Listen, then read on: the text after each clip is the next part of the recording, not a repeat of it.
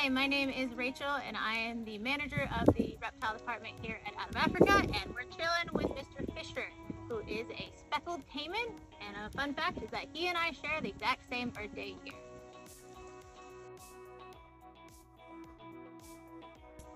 So, most facilities that will work with animals do like you to have a bachelor's of some sort of animal degree. I specifically have a zoology degree, so I knew I wanted to do this going, like, as soon as I was like 5 or 6, I knew I wanted to work with animals. And so I went to school doing that, but most facilities want you to do it. So there are occasionally facilities that won't, but for the most part, a good way to get into this field is by getting a 4-year degree. Perfect. How long did it take you to become a keeper after finishing school? So I actually took a couple years from me. So I had a couple other jobs that were in my local town before I was able to get a job. And so it's something, just don't be discouraged if you can't get something right off the bat. It may take a couple years to get into the field. So my first job actually wasn't a zookeeping job. I actually became a research technician up in Oregon, and I was running around chasing birds, and I would put backpacks on them, and it's definitely an interesting job, and it made me realize that I wanted to be more of a keeper versus a technician. So it's good to explore your options. So through the over 5 years I've now worked as a keeper, I've seen a lot of different things, but my main skills I would say recommending for people getting into the field is learn how to drive a stick shift, a manual vehicle.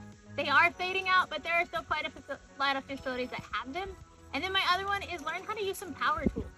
My first internship as a keeper, I was actually hired over other people because I knew how to use drills and saws and things like that. So one of the cool things is you have an uncle, maybe a dad, someone with power tools, have them show you how to use some of those. It makes you really hireable. What's your advice for someone who wants to become a keeper? My advice is to get your hands on animals as much as you possibly can. Lots of places, your humane societies, maybe even zoos will take in volunteers. So try and get into just getting your hands on animals. And then during your school degree or your schooling, during your summertime, see if you can get an internship. It may not be paid, but at least it will give you that experience. So then once you graduate, you'll have that experience and be able to be a lot more hireable than somebody who just went out the back, kind of like me. So I didn't do that. So it's just a good way to learn about how to work around animals, which is different than school.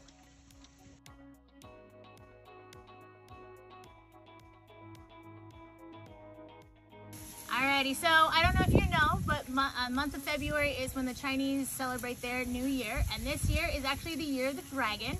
And fish are here as pretty much as close as a dragon as we can possibly get. So the crocodilian species, they actually haven't changed much in the last 250 million years. So that's a really long time. So if we were to have dragons on land, they would pretty much be these guys just with wings. But a lot of people don't know it. There are actually 4 different groups in the crocodilian family. A lot of people only know the crocodiles and the alligators. But as I mentioned at the beginning, fisher here is actually a caiman.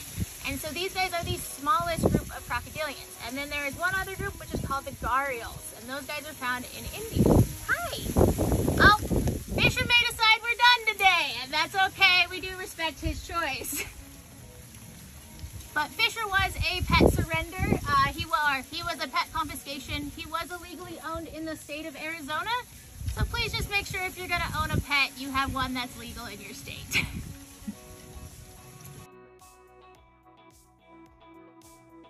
Alright, well thank you guys so much for joining us. As we saw on that end of it, Fisher had decided he was done with his questions, but that's alright.